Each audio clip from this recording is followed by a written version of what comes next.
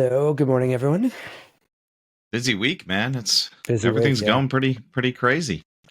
Dr. B, you put Dr. B in your thing. How do we like to talk to you, Amelia? What would you like to be Yeah, called? what would you I like to be believe is called? how we Yeah, asked. yeah. Like I just see Dr. B, which I love, but that's probably not your full Sure, name. let's go with it. That sounds great. Yeah. So Amelia Scott Barrett, we thank you. Welcome to the show. We are talking about migraines today, but which I'm super excited about. Yeah. Hey guys, good to be here. It's a weird topic to be excited about, but we'll get into why in a little while. So yeah, I was, when we looking into your past and everything, let's just kind of soft glide into this. What got you into this work? I mean, there's a lot of things you can be a doctor about. What brought you to migraines, and just kind of start there if that's okay. Yeah, sure. I just feel like it has such a huge impact on women's lives. And that is really why I do the work I do, to try to help women reconnect with their lives, and get back to being the person they were meant to be. So you say women, do men not get migraines? Stupid question. Well, not as often. Question. Yeah. No, I'm just curious. I know it's a stupid question, but I often hear migraines talked about with women, and my wife is a lifelong migraine, so that kind of checks. But I'm like, well, do guys not? Is this not a guy thing? They do get them, just not as often. Okay. So I'm curious, how do your wife's migraines impact her life? Well, funny. It's funny. She's going to do a fucking intake. Oh, yeah, sorry. Yeah. We'll try to help. That's what I'm going to try to do.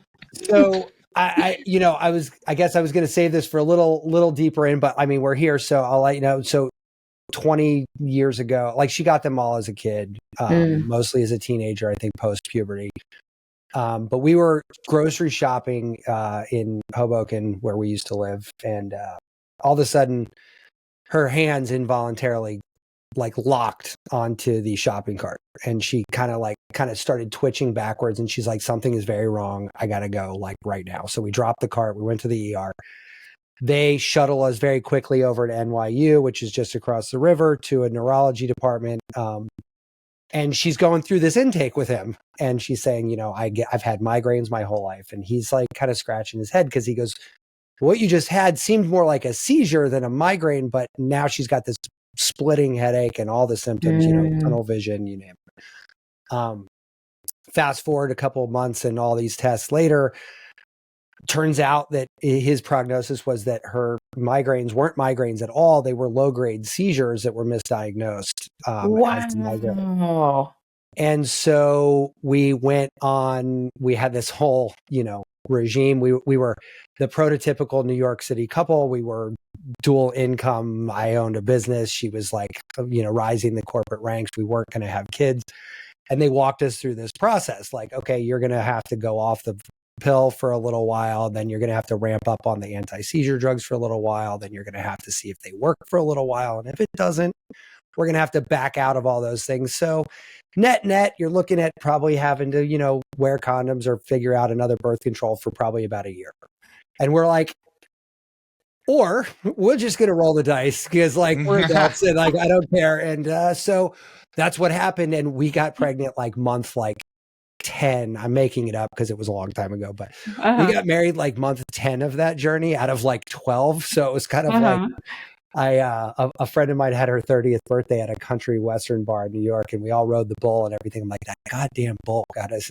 And I was wait. There are country western bars in New York. I did not even know that. Oh yeah. We went and line it's dancing. not ironic either. Yeah, no, it's not. They get into it. I know, we're talking sawdust and peanuts on the floor. The whole fancy boots, the whole thing. You guys, I live in Colorado. I thought that was just us in Texas. I did not know that was anywhere else. No, it was great. Yeah. So the mechanical bull, a lot of tequila. That was what it was. 12-month journey of on and off seizure. $30 Coronas. Yeah, right. Got us to our children, and it's great. But it was interesting because as you could imagine, this process was protracted over months and months and months, because it was sleep studies. It was EKGs and EEG. I was every imaginable test you could throw at a human being. And it was exhausting. I remember we stayed up for 24 hours for the sleep deprivation thing. And I wanted to be supportive guy with that.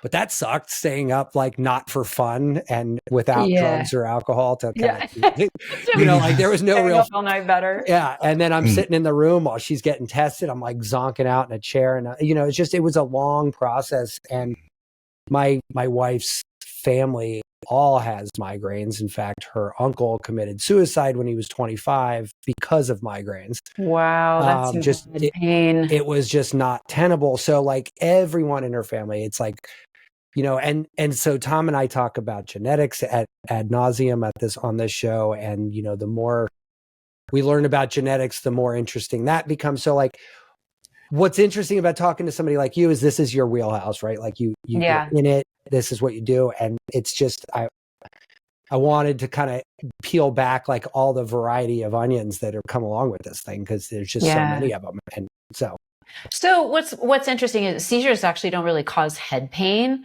So, she probably still has a headache disorder of some type along with the seizures. But, bringing on that topic of genetics, I think one of the most fascinating things that's happening these days is we are starting to untangle families like your wives, where there are genetic issues at play that make people at risk. And what I think is interesting is not just like, oh, you have a gene, too bad for you. Right. But now you know why, you have like a name for it. But that's, I don't think that's very interesting. What I think is interesting about genetics is we're now able to look at the systems in the body that control all the stuff that goes into making migraines. So maybe that's, your neurotransmitters. Maybe that's your sleep genes. Maybe that's, your inflammation genes. Maybe that's, more obscure stuff like your methylation genes. But we can figure out how your body deals with these kind of systems. And then you can have some clarity around what kind of lifestyle changes are actually gonna make a difference for you. Like if you have really amazing sleep genes, you probably don't need to work on that system, but maybe your inflammation genes really suck. And you really do have to go down that pathway and like eat the rainbow and do all the other crazy things for inflammation, whether that's cold plunges or sauna or like whatever. You've just hit the last 12 episodes of our show. Like basically you just described my entire practice too. I mean, and Tom's an acupuncturist, which I don't know if you know. So his and we do cryotherapy. We have a cold plunge. We have a sauna. And Matt and I are probably feet away from a sauna in our houses. I have light therapy, all that stuff as well. Infrared this conversation just got so fun. Okay, I've got a little drawer of shit. Look, here. I'm nerding out about the old pharmaceutical bottles in your background because my grandfather was a pharmacist. I've got my dad wouldn't let me have the cocaine bottle or the belladonna bottle, but I got the menthol bottle. That's awesome. It's for research, Dad. What the fuck? Like, come on. He's like, there's still some in here. I'm like, so you sure? So we're all into the nerd tech. And in fact, actually going back to the genesis of this show, like it was kind of started around like the nerd tech, right? Like it was like, oh, I've got these red light panels and like how far away from my skin for absorption and all that. So we, it was sort of like, that's where it started. It's obviously like, expanded into a bunch of other stuff, but like, we could nerd out on that stuff all day. And that's honestly, that is where the future of headache medicine is. I mean, yes, we have some good drugs, but the fact is that migraine is still the #1 cause of disability in women under 50. Which I saw that stat on your site. I was like blown away by that. That's crazy. It's a huge problem. And clearly, even though we have amazing medications, it has not changed that statistic or solved that problem. There are still millions of women stuck in bed instead of playing with their kids, making dinner for their family, getting a job, or, getting the kind of job they actually want to do. People miss too many days of work to really climb that corporate ladder, sometimes it can be that bad for people. So I feel like it's still a big problem. And the hard part is it is so hard to navigate what's real and what's legit. Once you get outside the box of pharma and mainstream medicine, like it's overwhelming, right? So do you have to yank people out of that box like pretty immediately? Is that like step one for you? Because like I would think it would be hard for people to jump out of that box. So I actually feel like people in pain will do anything to feel better. Sure. It's just such a nightmare to try to access good information about what to do. And you got to remember, these are people without a lot of bandwidth. Like if they have an hour a day to focus on their health, that's incredible. They don't have, you know, they're not like that Brian Johnson guy, whoever he is, spending all day. We did a whole podcast to do about him. We did a whole episode on his daily regime. What? Yeah. Right? What is that guy doing? I mean, and he still got COVID. Yeah. There you go. And not only did he still get COVID, but they think he's got like long-term COVID and like is kind of fucked up from it. Like his pulmonary function is compromised, probably permanently. No, I did not know that. Well, I feel bad for the guy, but shoot, I mean, if he can't figure it out, how's somebody going to figure it out who's got like migraines? He aged his lungs like 30 years and if it's still compromised after that, you're like, God, that doesn't say much for us, does it? Like, yeah, exactly. I'm screwed. Yeah, I'm definitely screwed. Yeah. Better get back on the whiskey and cigarettes. I guess it's not even worth it. We did another episode on Huberman's daily routine, like same thing. I mean, very similar from a neuro. Yeah, these kind of protocols. Yeah. And I love that guy. I love Andrew Huberman. You know, he tries really hard to make everything at least science-based. Sure. There's not going to be a randomized controlled trial about everything ever, at least when it comes to lifestyle changes, because you're changing so many variables at once. You can't just change one thing. You have to fix all the systems in your body before you're going to get to that level of health. So it's just not amenable to the way of doing science, the way we currently do it in mainstream medicine. But I also think it's not profitable for a drug company. For sure. No drug company is going to do that. And honestly, like, I don't have a thing against drugs. I really don't. Like, I'm an MD. I trained at Stanford, you know, and I will tell you, I have migraines too. And there are afternoons when those drugs saved my ass. Oh, sure. Can I say that? No. Look, you want to light a joint? We're fine with you. You want to get high? Do whatever you want to do. Normally we do good. this show at 8:30 at night, and there's a lot of like. There's normally something happening. Okay, all right. Yeah, like so. You know, there are moments when those drugs save you, but that's not the long-term answer, right? You know, your body talks to you through pain. If you're having repeated pain, your body's saying, hello, pay attention to me. So I feel like, you know, if you're just getting one headache a month, fine, take a pill, make it go away. But if you're having them a couple of times a week, what we know is that your brain will start to change as a result of that pain. Every headache does a little bit of harm. So like what kind of changes are we talking? Just what? Literally changes in the structure and function of your brain. So the first thing it does is it starts to fire abnormally. Once your brain starts to fire abnormally, then it starts to wire abnormally. And we can see that on these cool new scans that we have available to us today, you know, PET scans and functional MRI and stuff like that. We can see this process happening. So now we're like, oh, okay, well, maybe we have to actually figure out why people are having headaches in the first place. Because once your brain starts to change as a result of pain, then what happens is you're like, more prone to getting more headaches. Your brain is primed to have more headaches. So it starts to spiral out of control. You start to tank fast. And at the same time, your body stops responding to medications the way it used to. So medications aren't even there for you anymore. I mean, they may, you know, help, but they're not going to get you out of that hole. What you have to do at that point is you have to go back and figure out, okay, why am I having these things in the first place? And that's when you have to turn to, you know, what we lovingly call alternative care. And it's just incredibly difficult to navigate that world. You've got an hour of bandwidth a day to figure out what matters. And, you know, you're listening to people who may or may not tell you the science correctly. You know, I mean, I think people like Andrew Huberman are out there trying to at least bring the science that is outside of pharma to people's daily lives and tell you what's real and what's not. But, you know, there's an awful lot of other people who don't. We make fun of all of them on here. Trust me. Yeah. You know, these people with like a megaphone on social media and no degree, and people do what they say, and then they waste their precious time and money and years of their life doing stuff that never did have a chance of helping them. It's really hard for people who are in that space to figure out what to do. Our first episode was on orgasmic meditation, and it was like it was a great place to start. I mean, we're like, let's do the sex one. Yeah, let's dive in, and hopefully we got a couple of listeners, and we're like, what could go wrong, right? It's the wrong, like, invite a stranger into your house to rub your. Yeah. I mean, it's like no problems there. That science sounded like science, right? It was like. It was scientism, I would argue. Yeah, like we're going to make it sound scientific and tell you we did some studies. And a lot of people fell for it, including Vogue magazine and stuff, because when you have like a guy in a rubber glove saying, oh, if you rub the clitoris 12 times in a clockwise motion, you're like, well, that seems weirdly specific, doesn't it? Like, I mean, that feels right, and my sister-in-law and I had a great conversation about vitamin D years ago. She goes, asking me just some innocuous question. This was years before COVID. And I started just talking to her what I know. She goes, how do you have the time to know all this? I said, well, it's, little bits over large periods of time.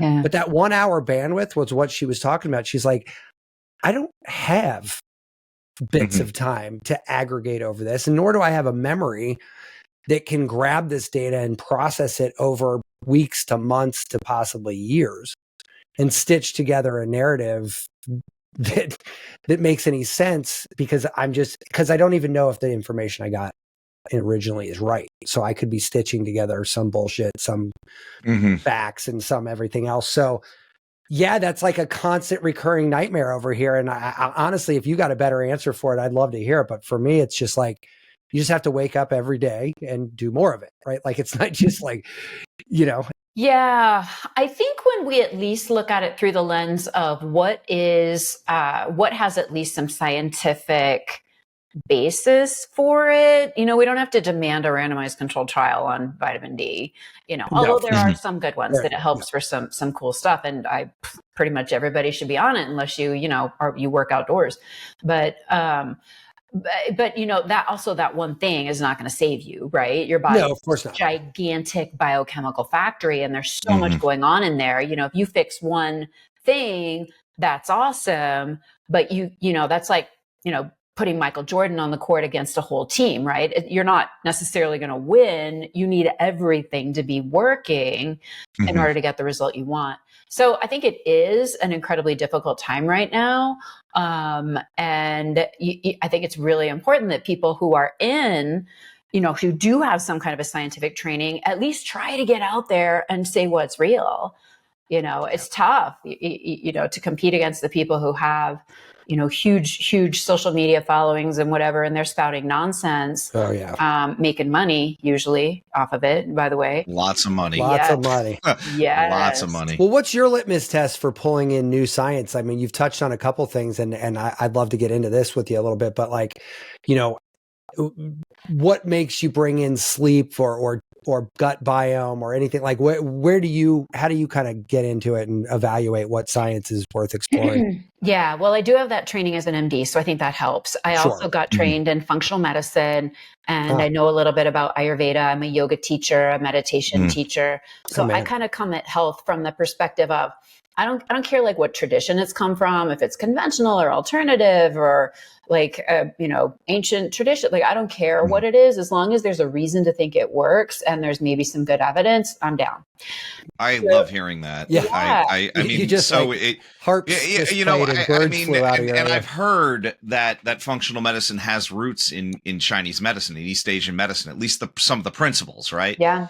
And to see so many doctors, and I'll put you in the younger category of doctors. I don't know how long you've been practicing. You look amazing. I'll crush on you, whatever. But like really this whole push where things that were kind of taboo, or that's not science, or that let's go back and look and see if there's actually fire where that smoke is. Yeah. Right. So when we start seeing these traditional methods starting to come around and being implemented by Western medicine, I get excited because now I can have a conversation about things that before, well, that's all snake oil, or that's all, pseudoscience or whatever it is. And no, here's some studies, and now you guys will talk to me. Yeah. And I absolutely love that. Yeah. Yeah. And that's totally the case with yoga, right? I mean, yeah, absolutely. Humans, and probably acupuncture. I don't know the history of acupuncture. I'm sure you do, but humans bothered to hand this down for 5,000 years because they felt the benefit in their bodies subjectively. Yeah. And now we have the objective data saying, yeah, actually that's really, you're shifting your body into parasympathetic, you're turning your immune system back on, you're improving digestion, you're relieving stress, you're working out those muscle knots. I mean, so many benefits that have been studied now. So it's kind of like modern medicine is confirming what humans have known for millennia, sure, which is a cool thing. No, it's like we had a whole conversation about ibogaine. And, last night. Yeah. But ibogaine, in the sense that he went to a rainforest and had it from the tree, not necessarily like processed and everything. Didn't he say something about going to raves and they're you can snort this white powder, you can chew this bark? Yeah. Right. But, I believe is exactly how it was presented to him. What's fascinating about that, though, is he said, well, can I try this? Because a woman was using it for a sprained ankle.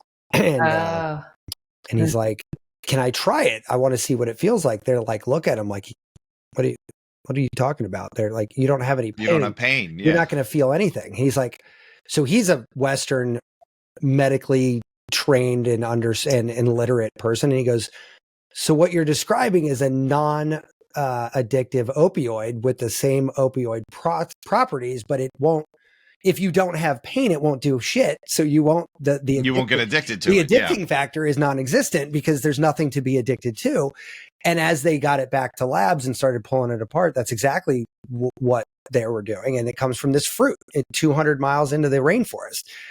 So we have this information, like we possess it, like, and they've probably passed that down for thousands of years. Yeah. We own this data. Yeah. Somehow it got lost in the P&L statement of a pharma company, but we have it, Yeah. I do think that bias in modern medicine blinds us to other things that are effective, that could be game changers for people. So people come into your clinic, like, obviously I know kind of everybody's going to be wildly different, but like in general, I mean, it seems like, if I'm reading you right, you have a pretty eyes wide open, pretty wide, focal point on them to try to kind of look at it, not just from one way or the other, but just kind of from a myriad of ways and kind of start peeling it back. Is that fair? Yeah. Well, what I actually do is I offer integrative medicine solutions for people online. So I did the conventional medicine thing for 30 years. And I just grew out of it. I needed to be doing something that served people in a bigger, more impactful way, because I'm really bothered by the enormity of this problem of migraine and the impact it has on women's lives. And so it's really, really important to me to help solve that problem in the biggest, best way that I can. And that's not one person at a time in my office. There are tons of people prescribing meds. I bow to them. It's great. But my interest is in, how do we actually heal? Like, what's going on? What tools are actually effective? How do we actually get these people truly better, not just medicated? That to me is infinitely more powerful.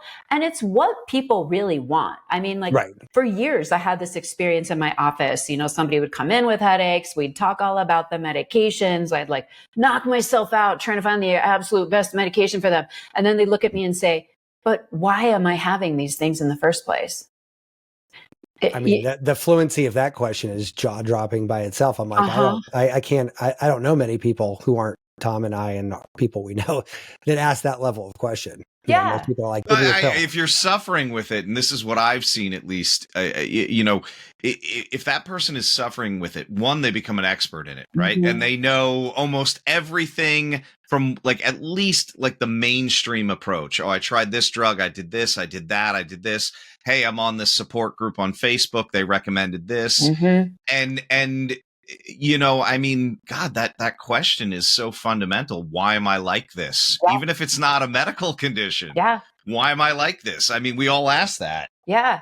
And they are working so hard to figure it out on their own. They need guidance.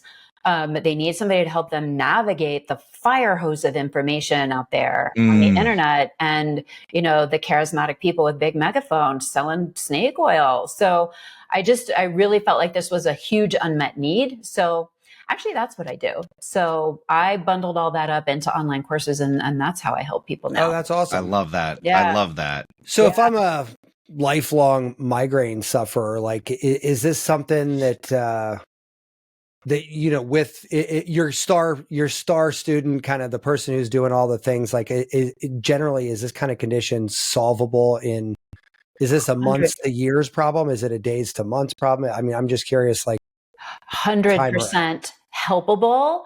I'm not going to say there's a magic wand that makes it go away forever. Oh, certainly not. But you can. I love the honesty. Yeah, you can absolutely make it so migraines don't control your life anymore. There are people who won't make plans with their friends because they're worried they're going to have to cancel because they know they might get a migraine. Yeah, that's got to be awful. Yep. There are people who, eat about 6 different foods because they're so worried that they're going to eat something that might trigger their migraines. And then they end up with nutrient deficiencies and then they get more migraines. The impact on people's lives day to day is huge. So what we see, I've collected data on this over the past 5 years, is we see a 50 to 60% reduction in number of headache days in 3 months. Just pretty good, honestly. That's awesome. That is better than some of our migraine medications. And, it requires a lot of things, but they're not hard things. You just have to know what to focus your bandwidth on. So, we start the process by gathering more information about the body. We can do functional labs. We can do genetic testing. So incredibly powerful just to know what your body's saying. Like, we have access to more information about our bodies now than ever before in all of human history. And so the first job is to listen with our best listening tools, which is labs and genetics. And once you have that information about your body, then you have a clear path forward, right? Like, oh, I need this, not that. Great. So that's. And generally speaking, that phase of this, like, is that like, how deep of a dive does that go? How long does that phase typically take to kind of get a better picture? Super easy. You can actually order your own labs online these days. Mm-hmm. You don't even need a doctor's order to order this stuff. The trouble is, once the labs come back, you have to have somebody tell you what to do with it. Yeah. Because you can't just look at the normals on the labs, right? The normals are for, your average, sample of people. What's the belt? Your average college-age white male, which is right. And that's not necessarily optimal, Yeah, no, right. So you need somebody that drives to me crazy. That word reference, I'm like, that's a little condescending in a lot of ways, because you're like, what reference to what? Like, to whom are we referencing? Like, well, I also love the fact that lab company to lab company, the ranges, could be slightly different, or they could be widely different depending on what you're testing. Yeah, and which one you use. Yeah, and who. Yeah. Yeah, my last I know we pick on vitamin D a lot on this show, but my last blood test was like, the reference was like 30 or something. I'm like, if I had a blood serum level of 30 on vitamin D, I would be in a cold sweat panicking about, like, I'd be like, holy shit, I'm like gonna die. Like, I need to fix this immediately. And so, like, but if I didn't know what I know about it and I don't obsess over it, it's one of my sort of trigger topics is vitamin D. And so, like, I do triathlon and stuff, and I'm just like always worried about it because I deplete it a lot. I do my best to have none of it. So, but I went and fought my doctor for like an hour. I don't know, like in an office, about a fucking test. And I'm like, dude, it's like a $20 test. I'll just pay for it. He's like, no, the insurance company would get pissed off at me and whatever. My vitamin D came back at 18. Wow, you really needed that. You know what? You should get your genetics tested. So I have this was 10 years ago. I've since gone down a very different road. He's now got a concierge doctor. We'll do whatever he wants. Because I'm like, fuck it, I can't deal with it. Yeah, but he went in and the first thing he said, my first blood draw, first of all, my first physical with that doctor was 4 hours long. And second of all, there was 9 vials of blood taken. Yeah. And the results that came back were like a small phone book, like, I'm like, okay, so this is what I've been looking for my whole life. Yes. Like, this is what we have now. Yeah, no, it was, but it takes, $1,800 a year to pay this guy to do that physical, to get that service. And that's not something that everybody's got access to. And that's what kind of sucks. In fact, there was an article, we did a show on it, but there was an article on it about like how long you could live will be tied to your bank account, right? Less about anything else, right? So yeah, there's some truth in that. It's sad. Yeah. And Harari, the Sapiens guy, just had the whole thing. He's like, we could live forever, probably now-ish, depending on how wealthy you are, or very close to now. But like, what kind of life does that give us, right? Like now we're scared to walk out of the house because, you're not going to die from disease, but getting hit by a car will still do the trick. But yeah, it's a weird world. And like, like you said, like, I mean, even, and I'm actually curious, like when you get into the nuts and bolts, like if I want to really peel this back, I mean, what kind of tests am I in for? How much of that can I get covered by insurance? It seems like it's going to be a mixed bag. So I did this in my office for a long time and got 75% of it covered by insurance. But you can also just go to a website, order it online, and pay a couple $100 for it. It's really not that bad to just do the labs. What you're paying for is somebody's expertise, right? To help walk through it. That's why your doc charges you. You're paying for their time. But I feel like I totally agree with you. That's not going to be accessible to everybody. I feel like that's not the way to solve the migraine problem. So you have to democratize it, make it so people aren't dependent on their doctor ordering it for them, because they may or may not be open to that. Even if it is a test that the LabCorp and Quest will run. So you've got to make it accessible to more people. And if you do it in a group format rather than one-on-one, like a group online course thing, then you can cut the cost dramatically, right? Yep. Because information is, you can give people that information. And then all they're having to pay for is the cost of the lab. So it's a much more democratic way to do it that's going to have bigger impact. I can't believe how much you're hitting concepts that we've touched on, right? So one of my favorite authors is Stephen Kotler, and he does a lot of writing with Peter Diamandis, right? And they talk about the 6 Ds of disruption, right? And you hit 2 right there. Democratization, right? Like make sure as many people can get their hands on it as possible. And to do that, you need to demonetize it, right? So you got to get paid for your work. That's understandable in this system, right? We don't just do things or else we'd starve.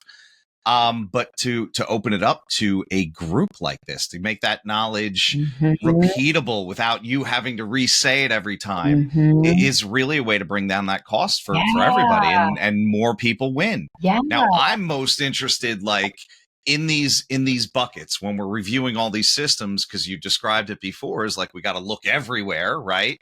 Which is that comes out of the Yellow Emperor's Internal Classics. Look everywhere is literally the line. But within that, where do we catch the most fish? Where's like if there's like a number one? So couple of different major categories that we have found to be important. Inflammation, for sure. You got to look at that, right? Inflammation is, one of the main players in migraine. All of the latest drugs block inflammation. They're called CGRP blockers in one way or another. And so that's important to look at. Where does that inflammation come from? Oftentimes the gut. So we've got to look at leaky gut, food sensitivities. We have to look at all the nutrients. The brain is so freaking picky. It likes everything to be just right. It wants all the right nutrient levels. So we've got to look at things that we don't normally check, like red cell magnesium, omegas, vitamin D, like you were saying, absolutely important. B12, like we've got to look at that plus more, all the nutrients. And we've got to look at toxins. Sadly, a world is filling us up with toxins, and that oftentimes causes not only headaches but brain fog for people. I definitely had that. I had mycotoxins from mold and mercury in my system. Oh shit! Swear to God, I could not find my phone. It was a horrible period.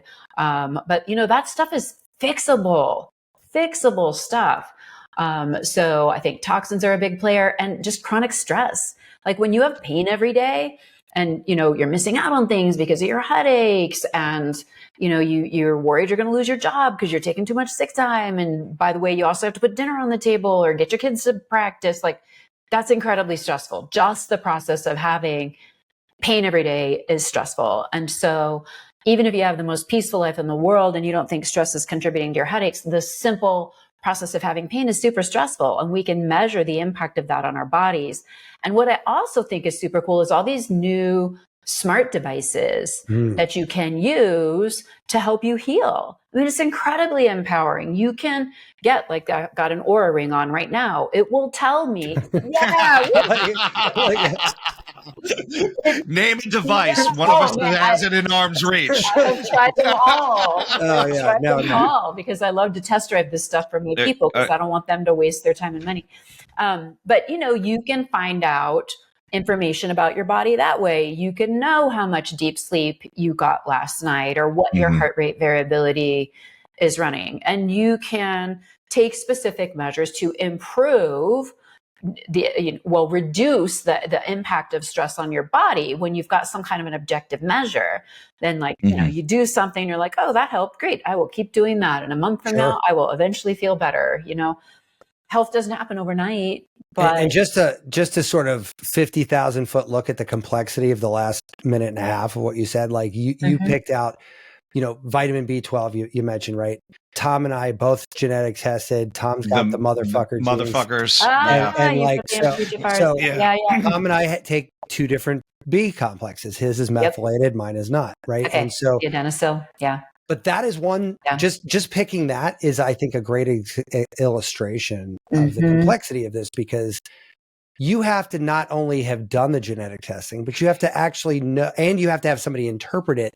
Yes. But the thing that really fucks everybody up is that you have to know to ask that question in the first place, right? Yeah. Like, because you're going to go. Well, even they'll say, look, I take a multi. It's got, or they get their B vitamin levels checked and their serum level is like off the charts. And it's like, no, you're not getting it into the system. It's not working. You need intracellular. Yeah. And that's and again, that's where the complexity lies. Cause you're like, hey, listen, I did all the things. I went to Amazon. I got my B complex. I'm taking it every day.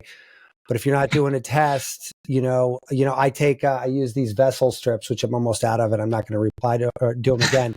But vessel strips, you pee on the stick, and it does a pH test, or it does all these tests, not just pH, but it does, your cortisol levels, your B levels, your C levels, right? Anything that's, water soluble. and basically you pee on it, you take a picture of it with your iPhone, and it tells you, your hydration's jacked up, your cortisol's off the charts, or it's fine, or whatever. Yeah. Unless you know that, like, you're not really knowing much of anything, right? You're just taking a bunch of shit. You don't know if it's working, right? Like Tom was doing his testing. He's like, oh, I can't use this B vitamin. It doesn't work. Yeah. So when they say you're making expensive pee, well, you could be like, there was just some long-term study on that though, that said that, like, some kind of cohort study just came out on the use of multivitamins. And it definitively showed that people that take supplementation, are in general healthier. For sure. Yeah, there is no doubt. Like you just think back to high school chemistry, right? Your body's like this giant biochemical factory. There's 10 steps in the process. You need all 10 parts to make that pathway go. You got to be healthier. I agree. Yeah. I remember somebody was explaining to me the protein synthesis, muscles and everything. They're like, essential amino acids are kind of like car parts, right? Like if I had a stack of tires, but I got to make a car with 4 tires, 1 steering wheel, 1 windshield, right? Like I can't have like 3 tires and no windshield, right? Like that's not really going to drive well. That's not right? how the thing goes. Yeah. Good analogy. And I've always used that because I'm like, oh, that makes sense because it's something people can understand. And then they know to ask that question, right? Yeah. Like, we can't just fill you up with tires, right? You got to fill it up with everything, right? Exactly. Really good analogy. So they get into this and whatnot. When you're in a group setting, do you kind of like walk people through it together? Like this week, we're all going to do genetic testing and peel that onion, right? Is that kind of like how it works, or is this at your own pace kind of thing? It's at your own pace because people in pain, they want to start now. They don't want to wait until the next course starts in 3 months. They don't. They want to start now. And a lot of people can watch videos from wherever they want. They can, get their labs done from wherever. So they get the information and then we start healing people, we tell them, here's what you need to eat to support your brain, which is a little different than other things. Like if you hit this trigger, this is what you need to do. Yeah. Like if migraines are your deal, okay, we're going to, focus all of this alternative care, functional medicine, integrative medicine. We're going to tell you what's applicable to you. here's what you've got to do. Here's the supplements. Here's how to treat leaky gut, like in a real way, you know, here's how to do a detox. And no, it's not drinking celery juice for 3 days. It just isn't. Your body gets rid. That's funny. The information I got yelled at a podcast when I said that, and it was another MD who was saying like, no, you need to do it consistently with other things. But I was like, hey, that green juice is not doing what you think it is when you go and get it. You know, once. Yeah. I'm on a mission right now about detoxing microplastics because this seems to be the my gosh, the case du jour. You are so right. I can't tell you how many people I've tested their plastics in. BPA, man, it's everywhere. Everywhere. And I think I'm doing pretty well, but I'm terrified to take a test because I'm like, fuck, I know what that thing's going to say. I'm basically made of plastic. Yeah, you know, like that's what that's going to say. Hopefully that adds to longevity, right? Yeah, right. Just, yeah. Fuck, I mean, yeah, you ever seen that guy who plasticized prisoners in China and it's like and he did it down to the cellular level, like he like peeled out like the circulatory system. Was this like with bodies? Yeah, the bodies, the bodies exhibit. So what he did is he lined them with plasticine and actually, and it basically it soaks into the cellular level. So you can basically plasticize down to like a single cell. And so what he can do is he can plasticize like the circulatory system and then dissolve the rest of the body. And what you're left with is every capillary vein. Artery. I remember they had that like hanging in the front as the display of the arteries. Nuts, but I feel like that's what we're doing to ourselves. Like we're like turning ourselves into that guy. Like, you know, if you want to get weirder, there was a Japanese Buddhist sect that would intentionally desiccate themselves through physical labor. They would eat pine tar and drink water from a hot spring that had mercury in it. Oh, no. And then they would go and meditate and literally mummify themselves while they were alive. Whoa. I don't know why that came out. I mean, That's maybe crazy. It was the plasticine prisoners. Well, so if you can do that intentionally, imagine what we're doing unintentionally, you know, and like with it just floating everywhere. And so, Doc, one thing along that line, like, okay, so we've laid it out for people, right? We say, okay, this is your sleep's fucked up. Here's what you do there. Your leaky gut's fucked up. Here's what you do there. It's a lot of work. I'm looking up a mountain of shit I got to do. Like, how many people really, I mean, I know they're in pain. And like you said earlier, that's a huge motivator, but so is looking up the mountainside and going, nope.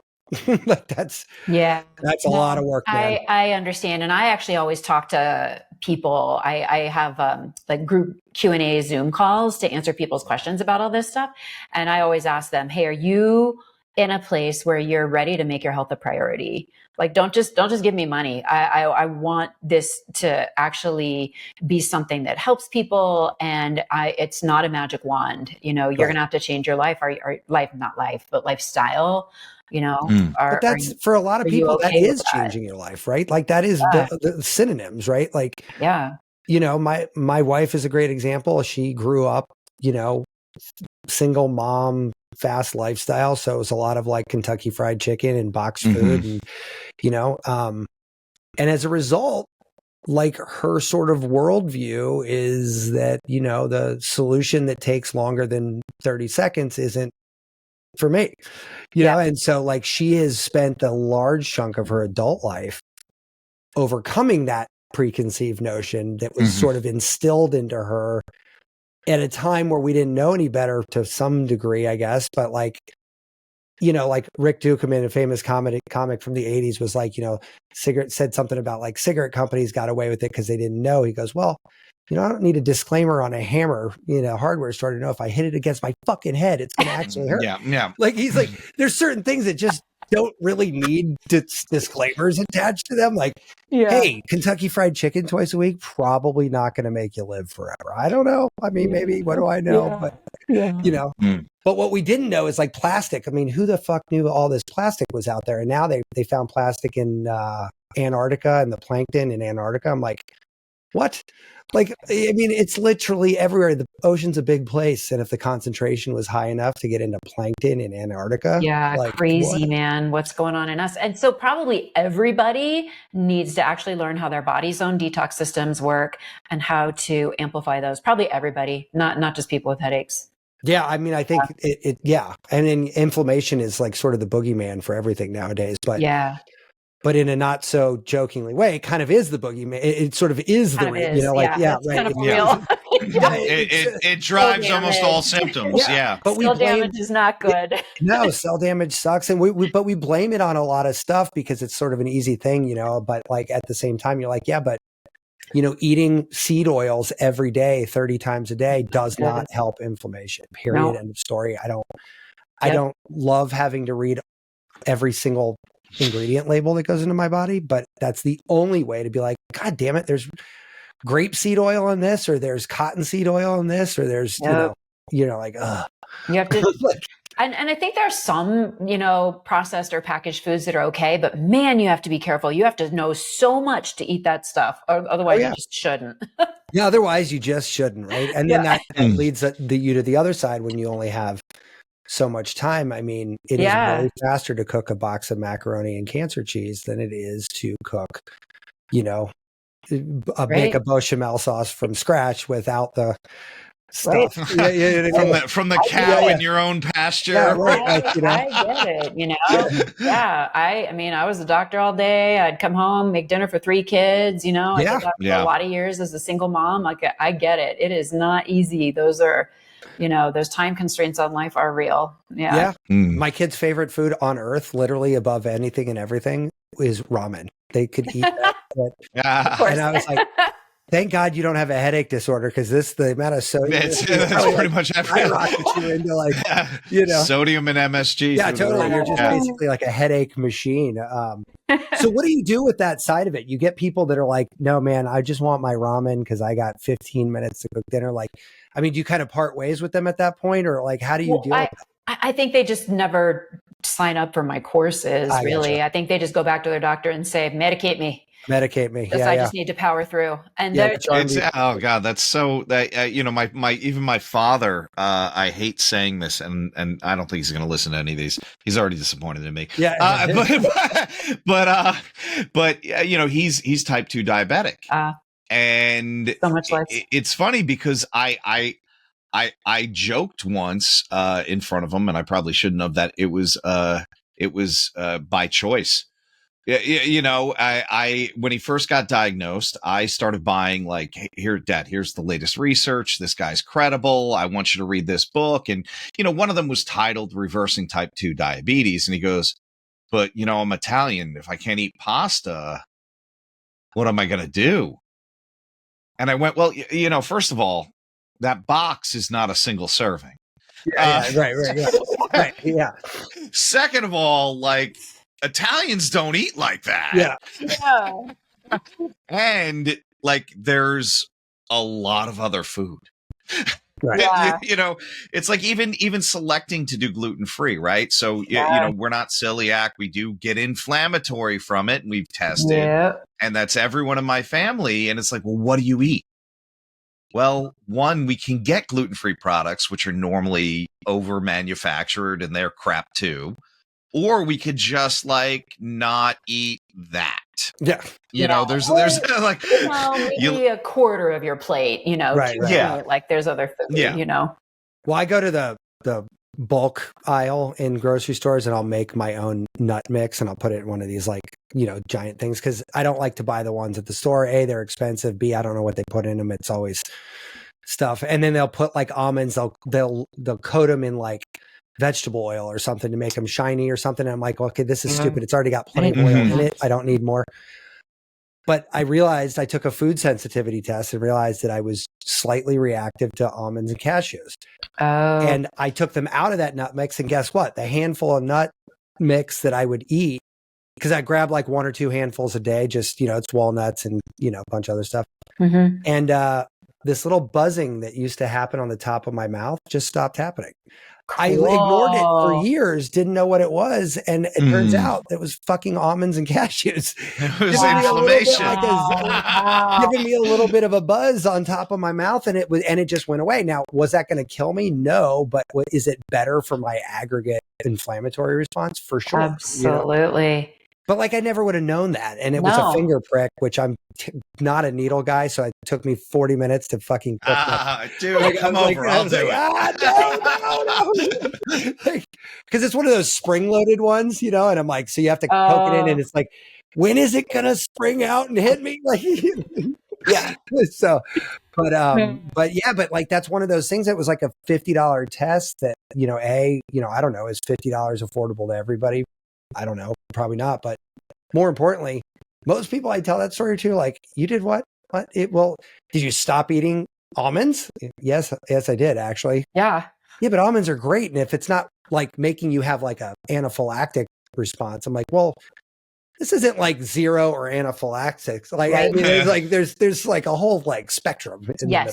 It's a food sensitivity, not like an anaphylactic peanut allergy. It's a whole different part of your immune system, but it matters. And mainstream medicine has definitely dismissed food sensitivities, but that's going to change. People will come to understand it soon enough.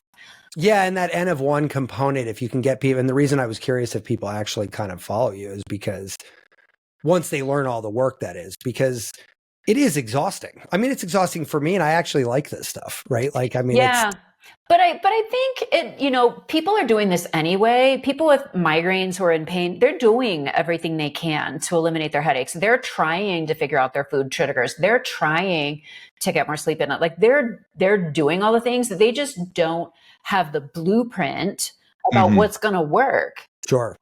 So that's what they need is data from their body and a clear path forward. Then they're not wasting their time on stuff that's going to work. They're doing the things that are going to work. Sure. So I think actually most people who are in pain, they're willing. I would agree with that because they're also gaining so much more time back, right? As they get better, right? Yeah. Oh, look, I had another good day. Yep. Wow, I was super clear for 3 hours today. That was great. It's self-reinforcing. Yeah, take out the N of 1 part. Like, almonds might affect me and not you, but like, do we know now that like there are certain, like, without me having to eat a bunch of food and find out which ones trigger a massive headache? Like, is there a different way, less invasive way to know that? Like, are we at that point with migraine research where we actually can kind of test for this? Yeah, what you did, the IgG food sensitivity testing that you did. Yeah. That's a game changer. There was a study about it showing that if you just avoid the foods that show up on your food sensitivity test, you can cut headaches down from 10 a month to 7 a month. And okay, I'm not saying it's a miracle cure, but it is definitely reduction. A step in the That's huge. Yeah, 30% right there without adding medication. Yeah. And you combine that with 3 or 4 other things that also go from say 10 to 7, like suddenly you're feeling amazing. You're having headaches once a week instead of every day. That is so I guess that answers my question, but if I make sure I understood the answer right, if it shows up on a food sensitivity test, then there's a very good chance that that's contributory to the headaches. 100%. Yeah, I got you. Okay. Yeah. So not just like even if it's not, imagine your whole body working better, right? Which will then feed back to your headaches. Yeah, exactly. Because like your brain lives in your body. I feel like neurologists forget that. Like, what's below the neck affects what happens above the neck. I had a dentist once tell me, he's like, I don't understand why the rest of the Western world decided that the teeth aren't part of the body. I'm like, oh, you don't get a seat at the table either? Yeah, neither do I. We're used to it. Same thing. So food sensitivity seems like an easy one, but like, what's another thing that we can test for that? Like, I mean, like gut biome seems to be a little bit more murky because it can kind of be harder to test for. And like, what do the test results mean? And like, are there certain things that really are neon signs pointing to headache contributions or anything else? Yeah, food sensitivity testing is part of that. Eating foods that your body reacts to is part of leaky gut. There's a bunch of other stuff you can do depending on how deep you want to go down that. Like, are we doing stool samples? Are we doing like, I find most people don't want to. I have done it, and they give you the little, like, the Nathan's French fry boat to poop into. And then you have to have this real awkward moment where you're in the bathroom going, now, how the hell am I going to do this? What? Want me to do what? or like, we talked about this a bunch, not a bunch, but a few times here, but like stool transplants. I mean, that's kind of like. I actually got a colleague to do it. Wow. She had C. diff. Nothing was working. Oh, well, if I were in that boat, Oh yeah, and she asked on Facebook, and I mentioned it, and I had about 60 acupuncturists saying that I was a lunatic and that I need to stay in my lane. And she DM'd me and she goes, "Look, I looked into it. I'm going to give it a go." 3 days later, she goes, "Yeah, so we're going to use my husband's stool." A week and a half later, she goes, "This is the first time I could leave the bathroom confidently." Wow. Which was like, wow. it was so amazing. We had a pediatrician come in. Her daughter was autistic, nonverbal, and 3 or 4. And she's is a Hopkins physician, right? Yeah. She found a clinic in the Midwest somewhere that was doing fecal transplants for autism. Her child is now verbal. Wow. So 100% cure, no, but significant improvement, and that is huge. Yeah. Also the future of medicine right there, like improved gut health. We're starting to understand that so much better. More in functional medicine than in mainstream medicine, but they're coming around. Well, I think it's because, to speak to this, we keep saying N of 1, right? Everybody's guts, right? Genetically, we're 99.9999% the same, all 3 of us, but our guts are like 90% different in our biome. Isn't that weird? It's so weird, and we know what's good and we know what's bad, but we don't exactly know who should have what exactly. Yeah. Right. And then there's all these different philosophies too. Like Tom, I forget when the one you and I were talking about, but one of them says, out of all the bacteria, we don't know good or bad, but like these ones tend to show up on the good test more. On the healthiest people. So what we're going to do is we're going to just inundate your body with this until this takes over everything else. And and the hope is that it kind of ends up. Now that science seems like it's working for a lot of people, but it's so fringe. And again, with the lack of double blinds and et cetera, like it's tough to make a securely quantifiable decision about that. You kind of just have to hold your balls and go for it kind of thing, because there's no other, like, what else? There are a lot. And my friend that's a functional medicine doctor, she's the one that I ask her if I can take something, and she'll either say, "Are you going to kill yourself? Or do you want me to write you the prescription?" That's the answer I get from her. Yeah. And if it's the prescription, it's all go. We did, and part of the reason I pooped into a Nathan's French fry cup was to see what was going on and check inflammation and those kind of things. And I did a whole gut reset that took about 3 or 4 months. Now, I wasn't feeling too bad. Do I feel better now? Yeah. But it was I did the herbal route. You can do the nuke it from space a la Aliens with a broad spectrum antibiotic protocol. But I did 3 months of antiviral, antibacterial, antimicrobial across the board herbs. Then restocked the pond with some mega probiotics, prebiotics, and some gut repair stuff. Some aminos.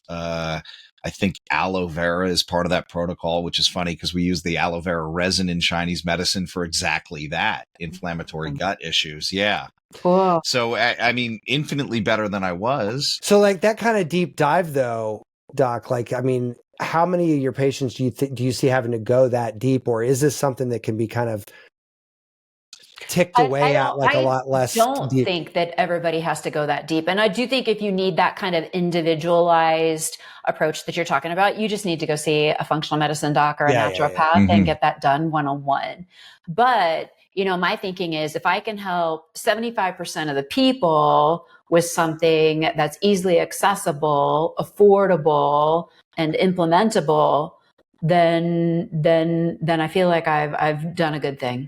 Yeah, no, awesome. I love the work because it is so much in line with what Tom and I kind of do to ourselves, suggest to our friends and family. Like it's kind of if there's something wrong with you, just start pecking away at this thing. And here's a couple things to start pecking at, but they all kind of are recursive, right? Like it's the same stuff over and over again. People are like, "Oh, you guys know so much about so much." I'm like, well, not really. I mean, there's only a couple levers to pull here, right? Like, I mean, you're either you're getting shitty sleep, you're not eating right, you're not exercising right. Like, I mean, mitochondria is kind of a subtopic. I've mentioned the doctorate in lifestyle medicine now. Like, this is how far we've come, where now I need somebody to tell me that I need to sleep.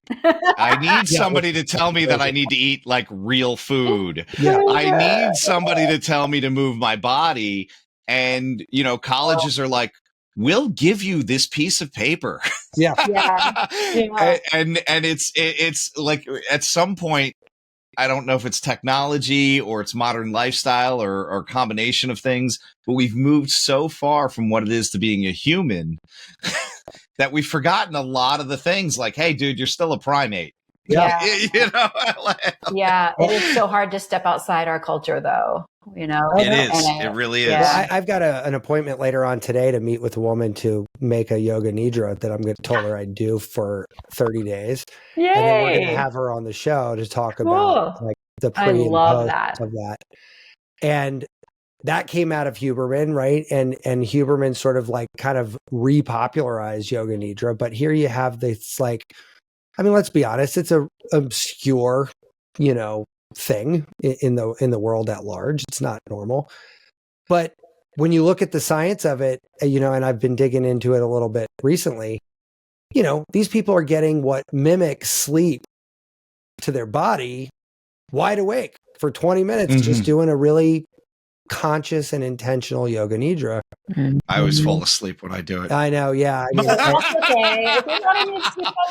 okay. My wife got certified in it, and she's got, like, her teacher does a free one like once a month on a Sunday, and I'm like, all right, I'll lay down for an hour, and I'm gone. Yeah, you're out. Like, I'm gone. But that's news for your body, right? Yeah. You're saying, like, your body's like, hey, bro, we're gonna. Yeah, well, I mean, look, man, I did a 22-minute meditation this morning, and I'm pretty sure there was 3 or 4 of it which I was like gone. Yeah. I was. Oh yeah. I might have woken myself up snoring. Yeah. But like, that's the kind of thing, though. Like, if I want to commit to health long term, I'm not doing a yoga nidra because, like, I have an acute problem. Like, I'm doing it because I'm like curious. Like, does it better inform general health? Like, will it help me? Yeah. Like you said, Doc, and I love the way you phrase it. You're like, if you don't need to work on your sleep system, then stop worrying about your sleep system. Like, just move to the next thing. Like, Yeah. And I think that I get personally, Tom, I know you do too. We get stuck in these wormholes sometimes where we're like, no, but I'm doing this and that and the other, and you need 29 and a half hours. See, but I start to get lazy. Yeah. Like, I'm literally filling methylene blue capsules the other day. I was just gonna say, are your hands blue? Like they look I'm surprised my face isn't, because I got it on my desk and I can't get it off my desk. But I got my wife onto it. She feels better on it. But I'm weighing it out on this drug scale. Yeah. and I'm like, it says 230. That's close enough. Yeah.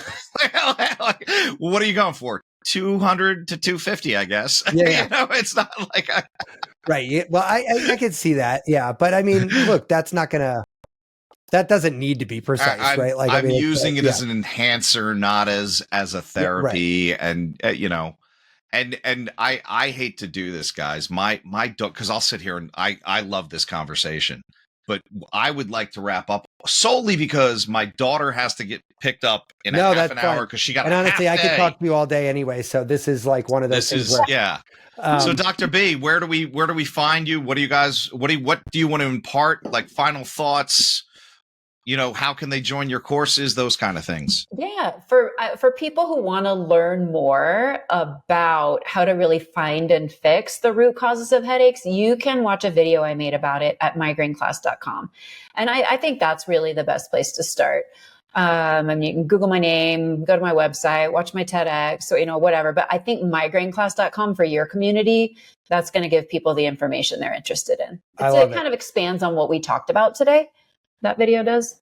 Yeah, no, so and I see a lot in clinic. Oh, sorry. No, go ahead. I'm gonna start sending patients your way. I'll make sure.